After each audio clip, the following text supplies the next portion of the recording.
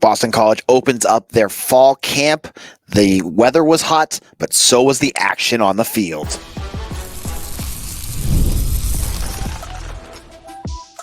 You are Locked On Boston College, your daily podcast on the Boston College Eagles.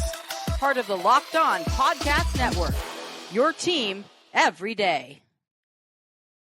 Hello, everyone, and welcome. This is Locked On Boston College. I'm your host, AJ Black.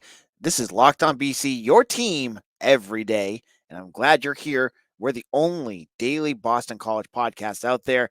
Today's episode is brought to you by FanDuel. Make every moment more as playoffs wind down. The sports stop sporting like we want them to, but this summer, FanDuel is hooking up all customers with a booster bonus daily. That's right. There's something for everyone every day, all summer long. Visit FanDuel.com to get yourself started. Practice is going on now, folks. We're going to get into everything that happened on Saturday's practice. I was there, got to watch everything happening. I'll give you all my reactions on the intensity of what could be a seismic shift in how the program is being run, the way the defense came out there and really wowed me. And I'm going to tell you some surprises and names you might want to know more about at Saturday's practice. So we've gone on from an old head coach in Jeff Hafley, who is known as a nice guy, very pleasant, to Bill O'Brien, who is an old school coach. And on Saturday, with doors open to the media, I got to see what kind of intensity he could bring. And it's a good thing, because this type of intensity that he's bringing, I think, is really going to impact how this team prepares for games down the road. Now, you watched, they were out there. It was hot. It was hotter than Hades out there. It was like 90 degrees, swelteringly hot. I mean, it was probably 80, but the humidity make it felt like it was like a million degrees. The players are going 100 miles an hour through this whole thing. And they're doing drills. They're doing 7-versus-7s. They're doing 11-versus-11. They're doing, walkthroughs. They're doing all different types of things. And they're just moving and moving and moving and moving and moving.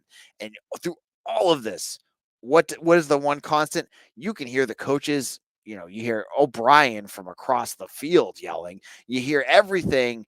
All the coaches coaching up their players. I was near Savon Huggins and Matt Applebaum. They're doing a great job. And they're just diving already into practice. This did not feel like a first practice. And I'm going to say, Jeff Hafley never opened up practice to the media. You could go and watch the guys warm up, and that was basically it. I don't have anything to base this off of, because he was the first one I got to watch. Dazia was kind of the same way too. O'Brien has an open door policy, so you get to watch how this is going. He sets the tone for this program. And I think for folks out there that want a nice, disciplined team that doesn't make stupid mistakes, this is the perfect head coach. And he showed this to me on Saturday. For instance, Boston College, they're out there. They're starting to do some of their early, I think it was 7-versus-7. They're just working drills. And the quarterbacks are being sloppy with the ball. I think they dropped a snap or something happened, and all of a sudden you hear O'Brien chewing them out, telling them, talking to them about the mistakes that they made, making them run laps, doing that kind of stuff. It happens again. He stops practice, gets the team together, and talks about, this is not acceptable stuff here at Boston College. His intensity and his not accepting anything less than the best, I think, is going to be a huge boost for how this team is going to perform. Hafley, to me, always struck me as a guy that was a people pleaser, and that could be a good thing at times, right?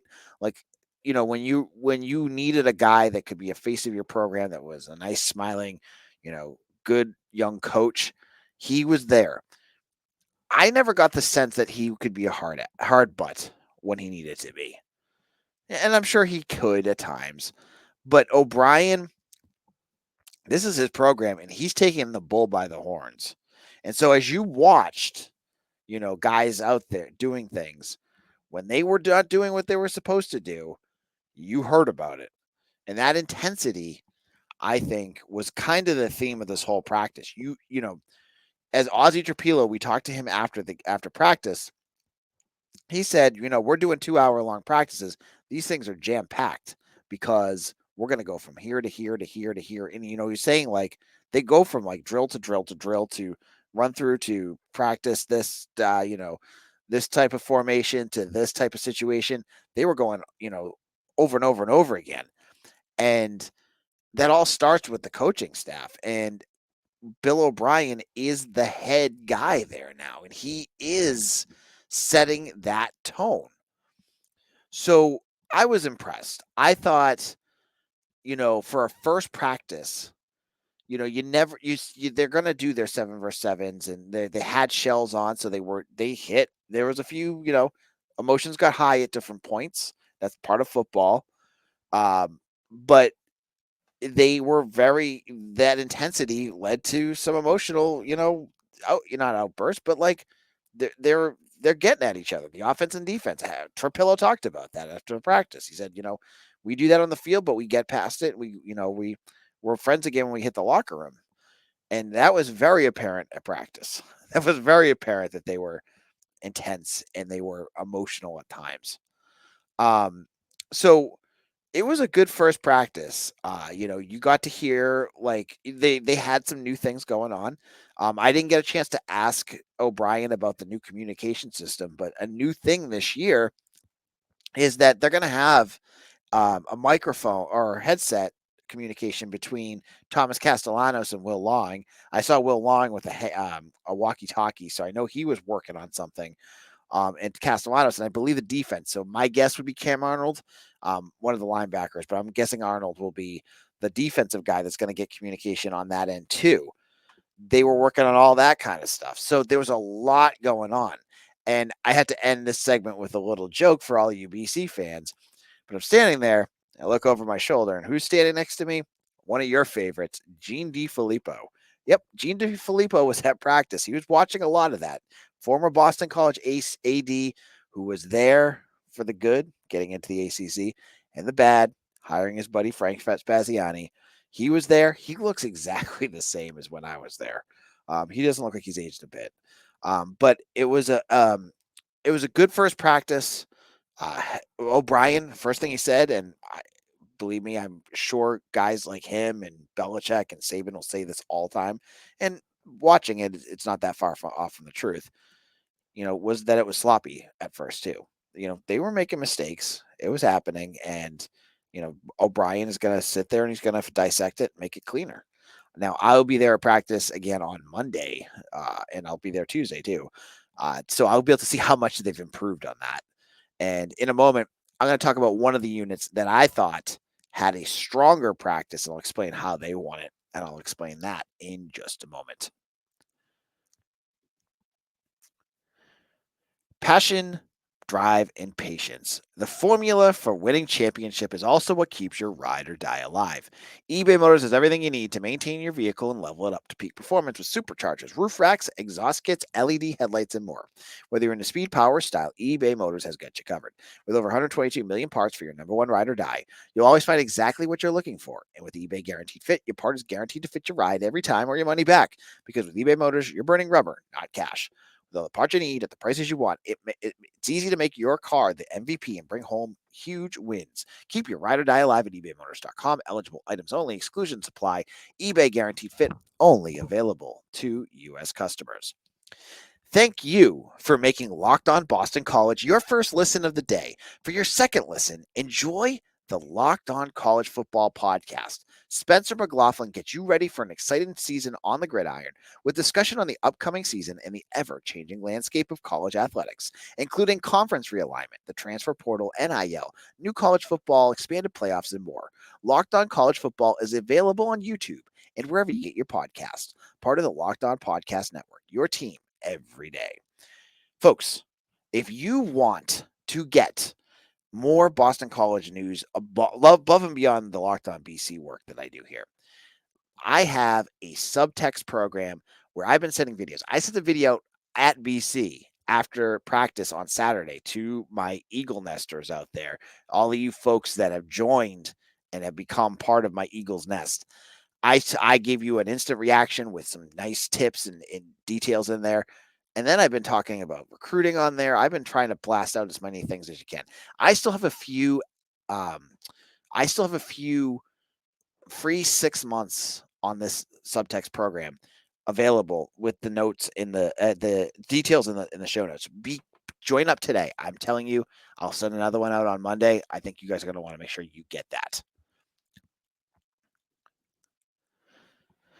Locked on BC AJ Black, and aren't you excited that football's back? I am so pumped. I know I was sweating. I was drenched in sweat, not as much as Cam Horsley and Ozzy Trabula were, and I don't blame them. They were working their butts off, but it was hot watching that practice outside. And they practice outside. They did not practice in the Fish Field House. I've heard O'Brien likes to practice outside when they can, and it makes a lot of sense. Now, in practice number one, excuse me, the defense was far and away further ahead than the offense. Something even O'Brien said after practice. The first half of that, when they were starting to do offense versus defense types of drills, the defense seemed to have the offense's number through most of that. I saw George Rooks and Cam Horsley. They were doing they had some great run stuff. And I'm really excited to see what Cam Horsley can do. I saw Jim Nagy of college, the Senior Bowl, say that he could be a first or second round draft pick. He's a great guy to talk to. And he looks great out there already. And that middle of that defensive line, I think, could be really nasty at times, like a good nasty. Bryquise Brown saw him make a good pass breakup, and I also saw Max Tucker make a good pass breakup. Max Tucker was on he was covering Jaden Skeet on a deep route, and it was a great pass from Castellanos, but Tucker made a nice play. He's not a new number now, too. He's no longer number 38. Max Tucker's number 13. I like that. But he made a nice play. At the linebacker position, we didn't see much of Bryce Steele. Bryce Steele was with the third team at this point. I think he's still working his way up from his recovery from cancer. He's a full participant, though. He's there fully participating. He was just on the other side. And the way they had the media set up, I could only watch the first and second teams. The third teams were all the way on the other side, and we didn't have access to that. But we did see the linebackers, and they did a lot of nickel defense. Like their base was nickel through most of it. And so it was a lot of two linebacker sets. So you saw Cam Arnold, of course, and Davion Crouch, who's now number 1 instead of, I think it was 28 last year. He was the other linebacker that was out there with the first team.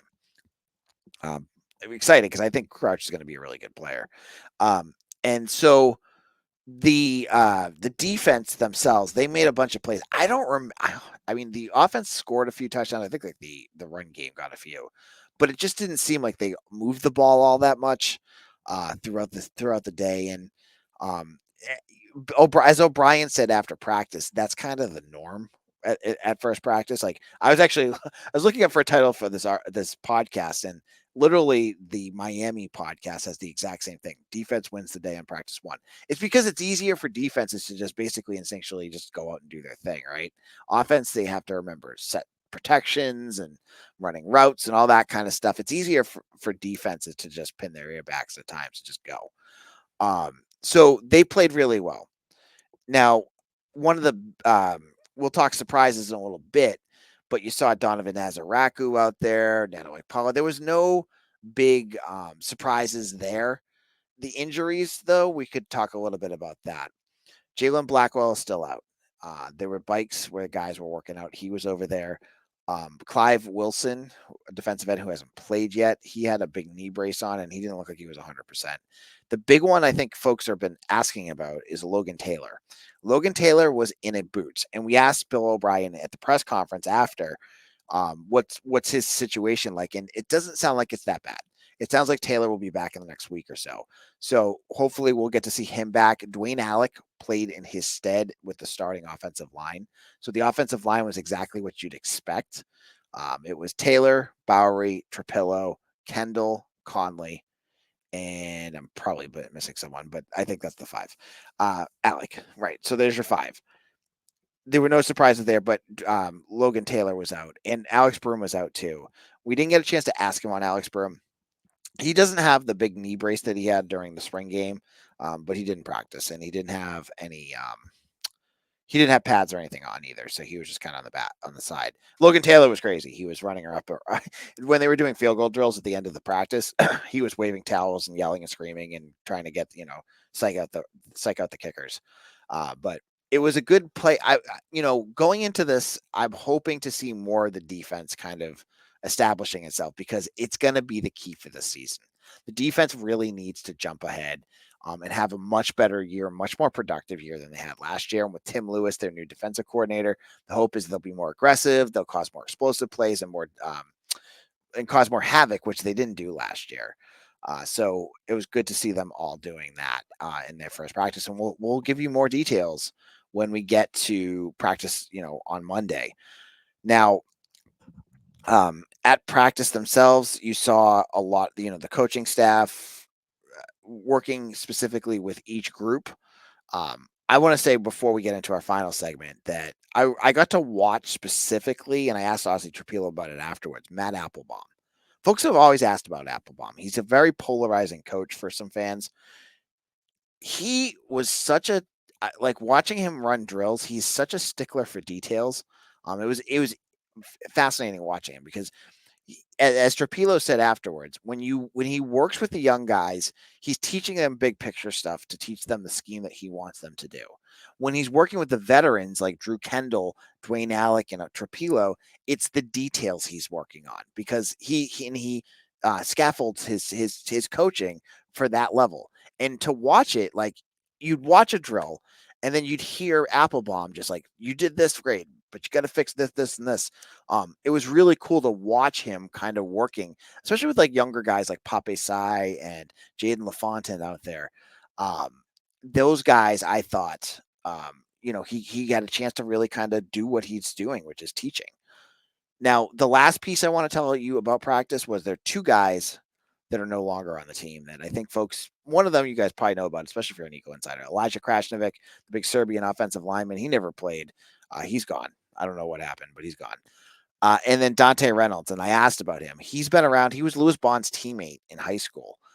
He is medically retired. I knew he was hurt a lot last year, and then he was hurt the spring too. But he's on campus finishing his coursework, according to my source that I was talking to. But he's medically retired.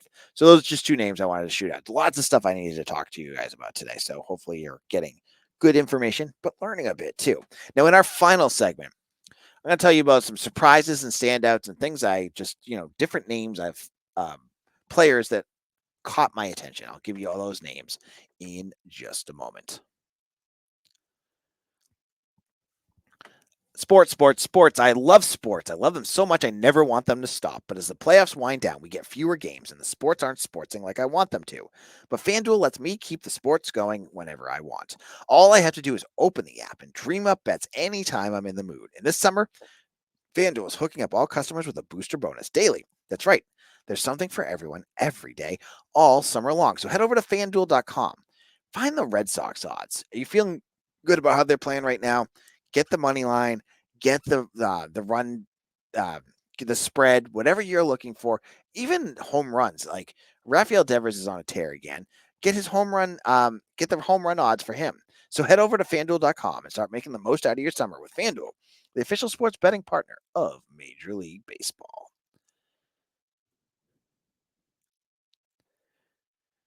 This is Locked On BC. I'm your host, AJ Black. Thank you all. And again, join our subtext program. Become part of the Eagles Nest. Learn everything that you want to know about BC. And right now, it's free through the football season if you're one of the next 30 people to sign up. Link is in the show notes. Now, folks are always going to ask me what names stood out.